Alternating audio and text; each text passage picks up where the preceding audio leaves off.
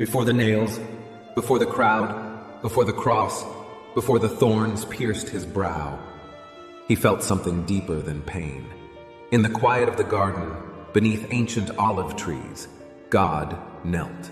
The same hands that formed mountains now pressed into dirt, trembling.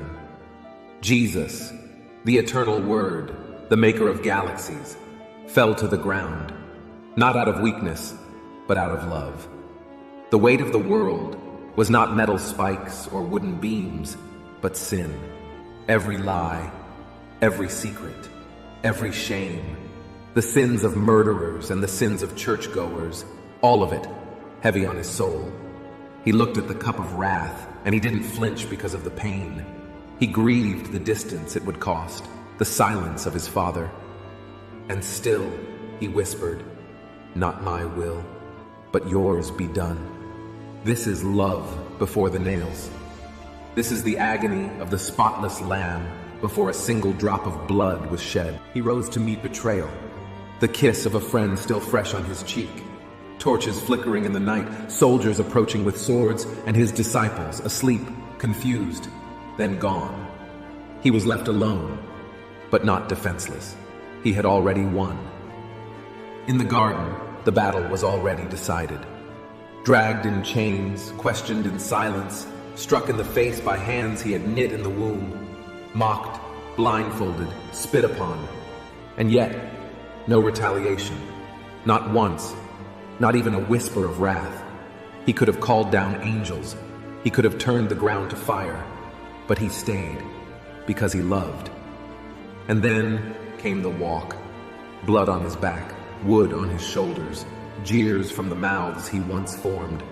Every step was obedience, every stumble, mercy. The Creator carrying the cross he would hang on for crimes he did not commit. The hands that once reached out to heal, now stretched wide to be pierced. The voice that calmed storms, now gasping for breath. But still, no anger. Still, no escape. Only love. The worst moment was not the crucifixion. It was the silence. When the Father turned his face away. When Jesus, who had known perfect communion for eternity, felt the sting of separation for the first time.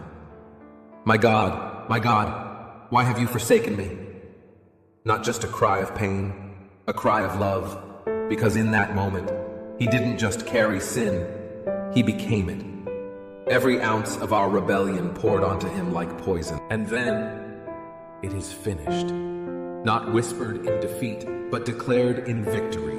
Sin paid, judgment satisfied, death disarmed, the curtain torn, heaven opened. But he didn't just die for us. He suffered for us. He felt every moment, every lash, every insult, every breath of grief, and he still chose to stay. He remembered your face, your sin, your sorrow, and still he chose the cross. Not because he had to, because he couldn't bear to leave you lost. So when your soul aches, when your nights are silent, when you feel like God is far, look at Gethsemane. Look at the one who sweat blood for you. Look at the love that knelt in the dirt so you could stand in grace. He carried more than the cross. He carried your soul, and he still does.